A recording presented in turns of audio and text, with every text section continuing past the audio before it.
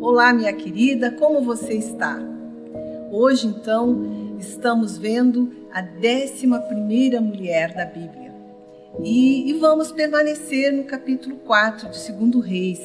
Não é que quase estava me passando a fantástica história desta mulher, como temos que aprender com esta viúva. Então, aqui no capítulo 4, você pode abrir a sua Bíblia a partir do verso 1 até o verso 7. Nós encontramos aqui mais uma anônima, esta mulher que não sabemos o seu nome também, mas a sua história tem muito para nos ensinar. O que sabemos a seu respeito, que ela era casada com um discípulo do profeta Eliseu, e agora então este homem está morto. Então ela era uma viúva pobre e que tinha dívidas e estava sendo atormentada pelos credores que queriam levar seus filhos. Porque esta era uma prática em Israel. Quando uma pessoa tinha uma dívida, ela dava a si mesma em pagamento, ela dava aos seus familiares e especialmente os seus filhos. Ela se dava ali em servidão ao seu credor. E agora então essa mulher, ela estava com esta ameaça. Mas ela era uma mulher que tinha fé.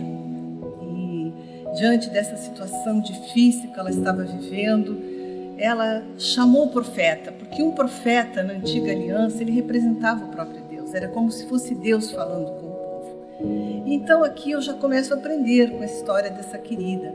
E a primeira coisa que ela diz para o profeta, ela fala a respeito do seu marido. Então eu vejo que esse homem, ele não deixou uma herança, ele deixou um legado, ele deixou um testemunho de vida. Ela chamou o profeta e ela disse: meu marido, teu servo é morto, está morto, e tu sabes que ele tinha um testemunho, tu sabes que ele era um homem temente a Deus. É como se ela dissesse: tu sabes que ele tinha um bom testemunho, tu sabes que essa dívida não é porque ele era um homem que era desregrado nas suas contas, é devido às circunstâncias.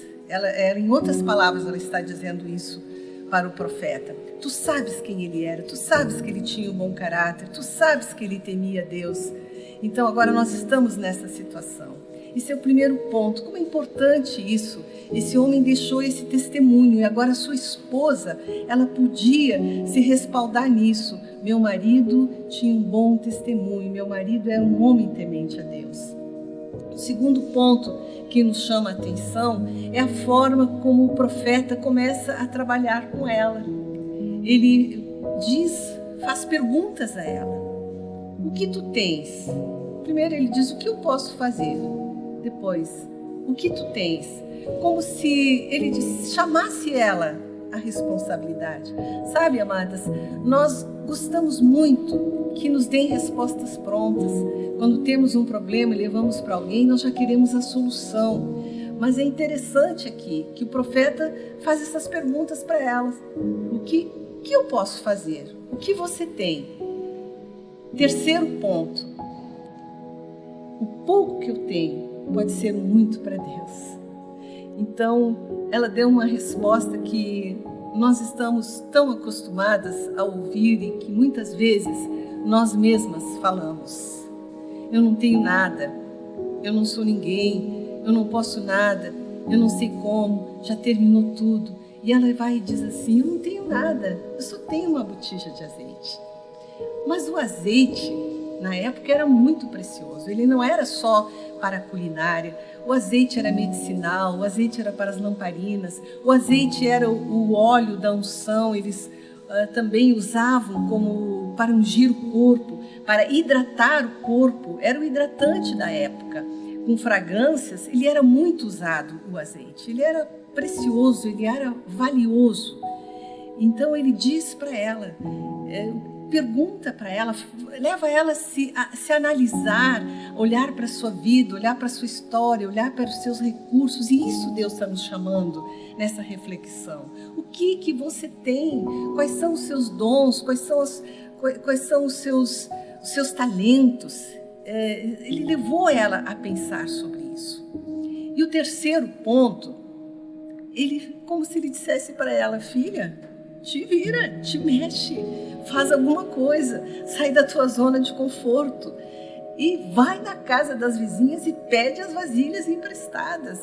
Ou seja, chama ela para a responsabilidade, chama ela coloca ela em ação, tira ela da zona de desânimo. Talvez ela já estivesse desanimada, olhando somente para aquilo que ela não tinha, porque ela não podia, e o profeta está ali misturando a vida dela com as circunstâncias, com os acontecimentos, animando ela, e deu essa direção a ela: vai nas vizinhas e pede as vasilhas de azeite.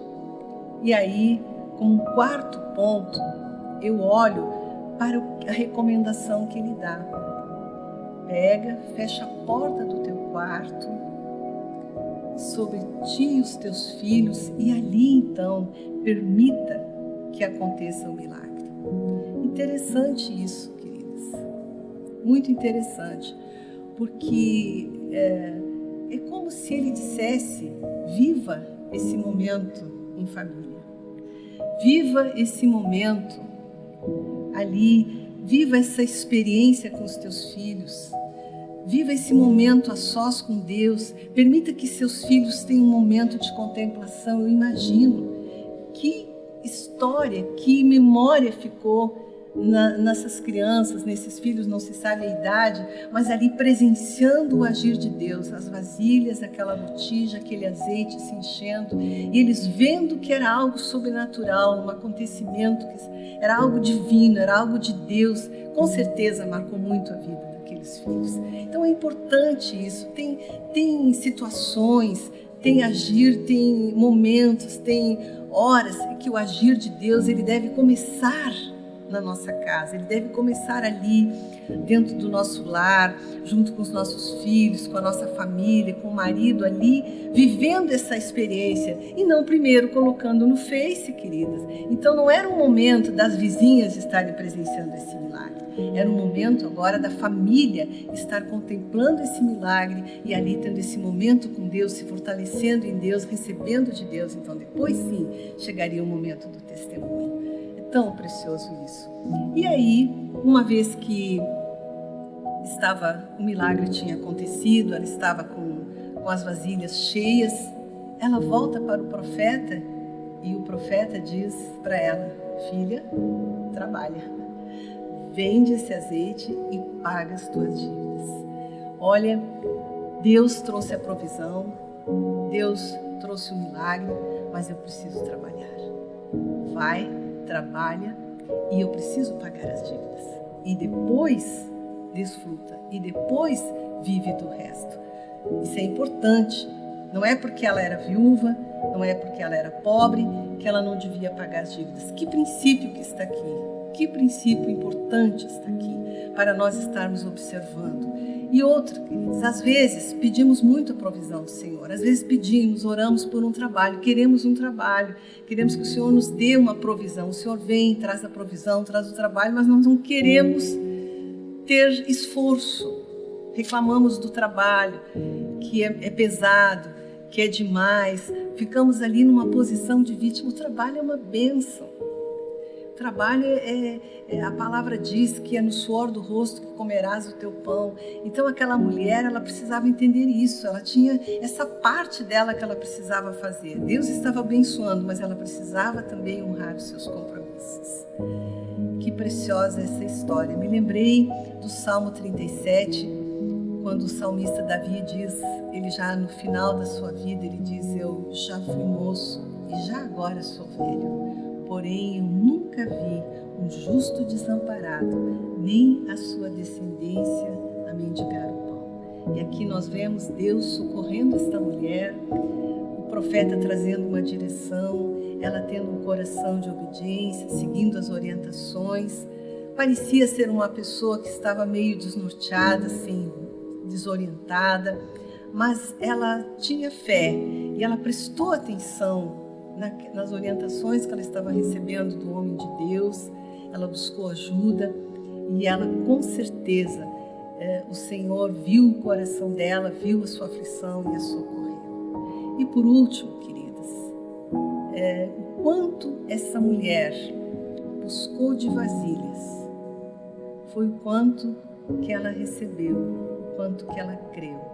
E a gente precisa se lembrar também que o azeite na Bíblia é um símbolo do Espírito Santo. Se lembre disso.